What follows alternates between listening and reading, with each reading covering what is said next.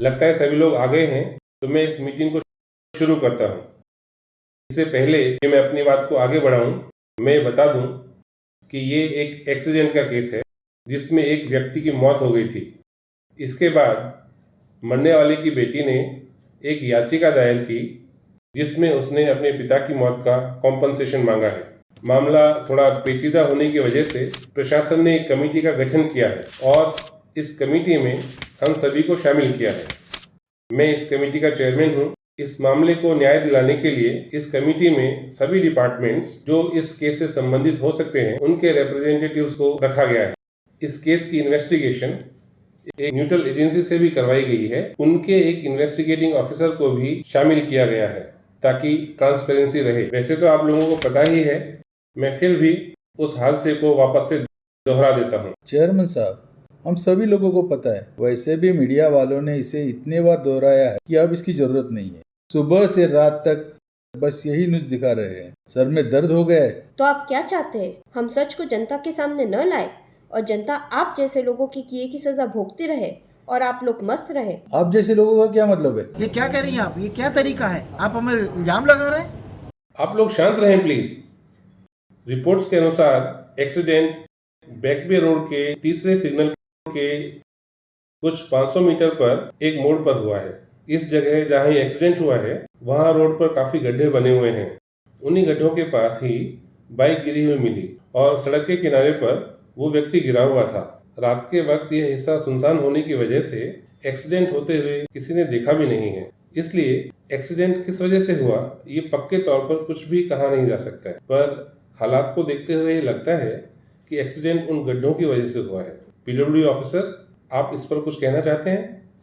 Sir, बैकबे road पर ज्यादातर heavy vehicle चलते हैं, यही कारण है वहाँ गड्ढे बन जाते हैं।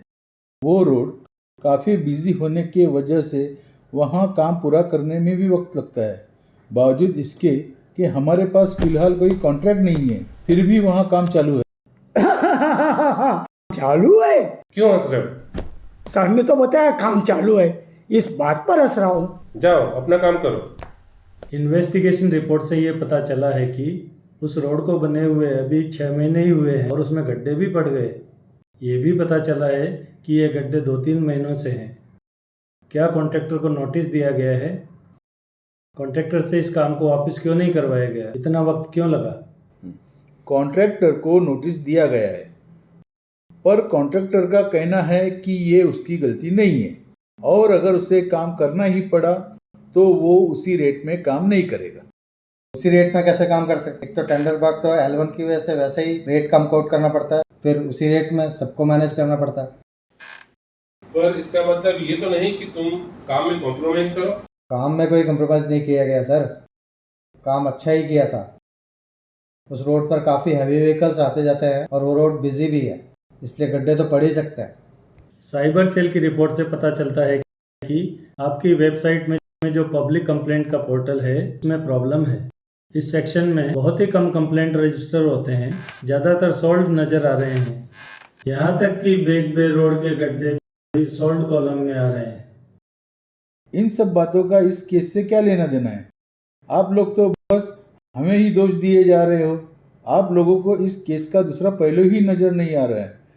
हो सकता है एक्सीडेंट की वजह ओवर स्पीडिंग या ड्रंक एंड ड्राइव हो। ये ओवर स्पीडिंग का केस नहीं है, अगर होता तो रोड के कैमरे में कैप्चर हो गया होता। और क्या गारंटी है कि आपका कैमरा सिस्टम पीडब्ल्यूडी की वेबसाइट की तरह प्रॉब्लमेटिक नहीं? ये नहीं हो सकता क्योंकि उसी रात एक्सीडेंट के 1 घंटा पहले सिस्टम ने एक ओवर स्पीडिंग का केस भी रजिस्टर किया था। लेकिन ऑफिसर, आपके पेट्रोलिंग टीम ने इस केस को सीरियसली नहीं लिया। What do you mean sir? उस रात एक राह गुजर ने कंट्रोल रूम में कॉल किया था। हेलो, क्या ये पुलिस कंट्रोल रूम है? हाँ बोलिए, मैं आपकी किस प्रकार से सहायता कर सकता हूँ? एक आदमी सड़क के किनारे गिरा हुआ है, उसके सर पर चोट है। उसके पास ही एक बाइक भी गिरी हुई है, लगता है यहाँ एक्सीडेंट हुआ है। क्या आप लोकेशन बता सकते हैं? ये बैकबे रोड पर हुआ है। क्या आपने एक्सीडेंट होते हुए देखा है? नहीं, मैं यहाँ से गुजर रहा था तो मेरी नज़र उस आदमी पर पड़ी। क्या आप इस वक्त वहीं पर हैं? देखिए सर, अभी उसकी सांसें चल रही हैं, लेकिन अगर आप ऐसे ही मेरा इंटरव्यू लेते रहे तो उसकी सांसें बंद भी हो सकती हैं। ओके, मैं पेट्रोलिंग टीम को वहां भेजता हूँ।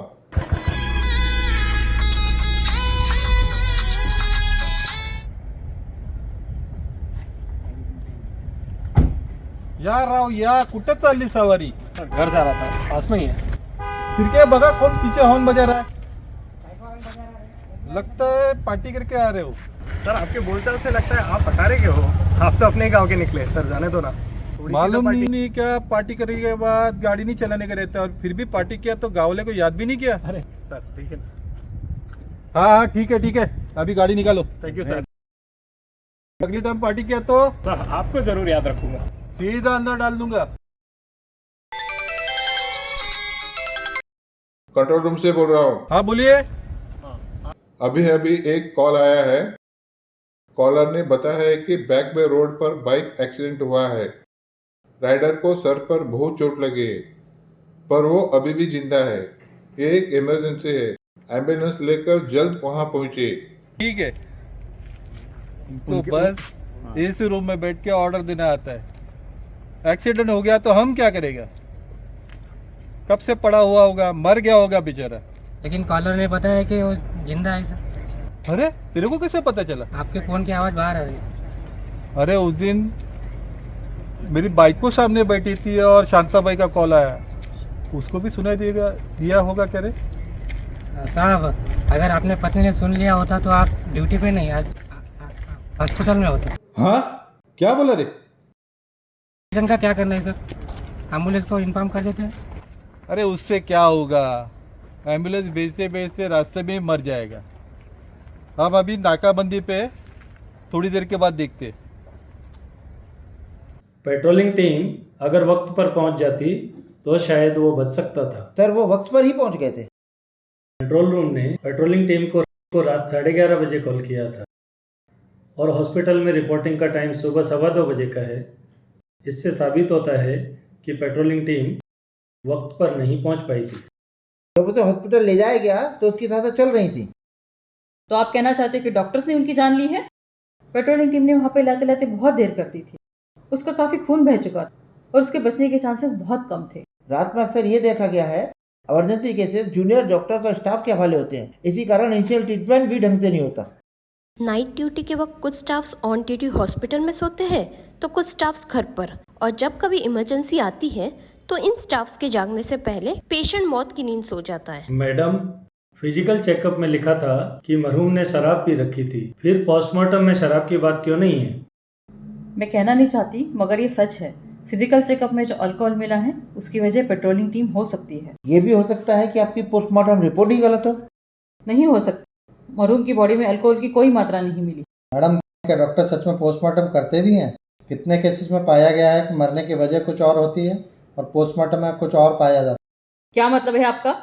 मतलब ये कि जब भी कोई डेड बॉडी आती है तो या तो वार्ड बॉयज ही काटपीट कर देते हैं और बाद में फॉर्मेलिटी के नाम पर कुछ भी रिपोर्ट भी बना दी जाती है, या फिर मेडिकल स्टूडेंट के प्रैक्टिकल क्लास के लिए ले लिया जाता है। कॉज ऑफ डेथ का पता करना है, ये बात बाजू में रह जाती है। क्या ये भी सच है? स्टूडेंट से अच्छी खासी रकम लेकर किसी को सर, किसी को धड़, किसी को हाथ, किसी को पैर दे दिया जाता है प्रैक्टिकल के लिए। मरने के बाद इंसानी शरीर को चील कौवों की तरह नोच लिया जाता है। बॉडी ऑर्गन्स के खरीद फरोख्त के बारे में तो सब जानते ही हैं। ये डॉक्टर कम कसाई ज़्यादा बन गए। क्या बकवास कर रहे हैं आप लोग? इस तरह आप लोग हम पर इल्ज़ाम नहीं लगा सकते। इल्जाम तो आप भी पेट्रोलिंग टीम पर लगा रही हो। यह कोई भी सही नहीं लग रहा। अपने अपने फायदे के लिए आम जनता को धोखा दिया जा रहा है। आज आम लोगों की हालत का पता है आपको? एक मिडिल क्लास का बंदा अपने परिवार को चलाने के लिए न जाने कितने टास्क पूरे कर रहा होता है। 24 घंटों में से 12-15 घंटे अपने घर से, अपने परिवार से दूर रहता है।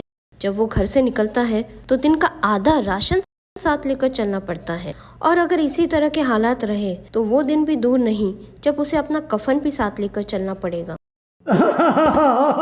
आधा राशन तो साथ लेकर चलना पड़ता है। लेके जा यार।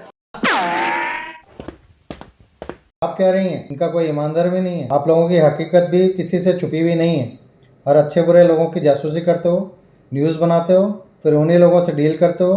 अगर डील पक्की हुई तो न्यूज़ डब्बे में, डील नहीं हुई तो न्यूज़ चैनल पर। जर्नलिज्म लोगों को इन्फॉर्म, अवेयर करने का और जिम्मेदार लोगों से जवाब तलब करने का माध्यम होता है, लेकिन आप लोग जनता को गुमराह कर रहे हैं। असली मुद्दे पे तो कोई चर्चा ही नहीं करता है, बस टीआरपी के लिए अपनी रोटियां सेक रहे हैं। ना ही ज़मीन है ना ही उसूल है आप लोगों में। आज तो आप बहुत खुश होंगी, बहुत सारी स्टोरीज मिल गई होंगी, है ना? ओहो, ये सब क्या हो रहा है? आप एक दूसरे पर इल्जाम लगा रहे हैं, एक दूसरे की पोल खोल रहे हैं। माना कि सबके सिस्टम में कुछ न कुछ खामियां हैं, मगर हमने अगर इस तरह से बर्ताव किया तो हम सब इस हादसे के जिम्मेदार ठहराए जाएंगे, जो कि ठीक नहीं है। हमें ये नहीं भूलना चाहिए कि हम सभी एक दूसरे से जुड़े हुए हैं। लगभग हर रोज और ज्यादातर सभी मामलों में हमें एक दूसरे की जरूरत पड़ती रहती है। अगर एक दूसरे के लिए हमारे अंदर इस तरह के विचार उत्पन्न हुए तो हमारा एक साथ काम करना मुश्किल हो जाएगा। खैर, अभी जरूरत है हमें कॉम्पनसेशन मामले पर कोई फैसला लेने की, लेकिन इस बात का ख्याल रखते हुए कि इससे हमारे सिस्टम पर सवाल ना उठे, ताकि जनता का विश्वास पर कायम रहे। अब मैं चाहता हूं कि आप सभी केस पर फोकस करें, प्लीज। चेयरमैन साहब, इन्वेस्टिगेशन रिपोर्ट के अनुसार पता चला है कि मरहूम को शराब पीने की आदत तो थी, जुए की भी लत थी उसको। इसके चलते उसने बहुत सारे लोगों से कर्ज ले रखा था। कर्ज देने वाले रोज उसके घर आते थे और पैसा मांगते थे। इसके चलते उसकी पत्नी और इकलौती बेटी को शर्मिंदगी उठानी पड़ती। उसकी बेटी एक छोटी सी कंपनी में काम करती है। वो जो कुछ भी कमाती थी उसमें से आधे से ज़्यादा तो मरहूम ले लेता था और न मिलने पर वो अपनी पत्नी से मारपीट भी करता था। बचे हुए पैसा में उसकी बेटी के लिए घर को चलाना बहुत मुश्किल हो रहा था। और ये भी पता चला है कि मरहूम की इस आदत की वजह से उसकी बेटी की शादी भी नहीं हो पा रही थी। उस रात भी मरहूम घर वालों से लड़ झगड़ के निकला था। चेयरमैन सर, मुझे तो इसमें मर्डर का एंगल भी लगता है। मरहूम की बेटी के पास तो इसका मोटिव भी था। अब किस बात पर हंसी आई? कभी हालात पर तो कभी ख्यालात पर हंसी आई। दौरान गुफ्तगू बार बार उसी बात पर हंसी आई। ये आप क्या कह रहे हो? जिस रिपोर्ट से आप लोग ये बता रहे हो उसकी इन्वेस्टिगेशन मैंने ही की है।